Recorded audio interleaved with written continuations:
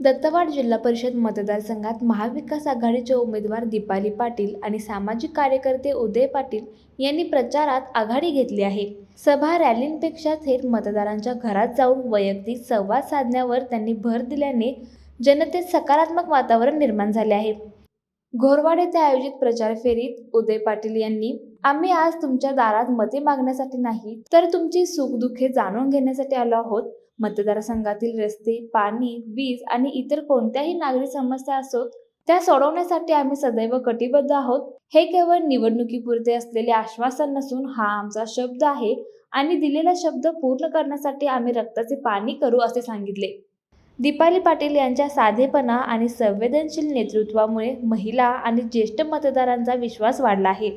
महाविकास आघाडीच्या कार्यकर्त्यांमध्ये उत्साह असून दीपाली पाटील यांचा विजय निश्चित असल्याचं नागरिकातून बोललं जात आहे.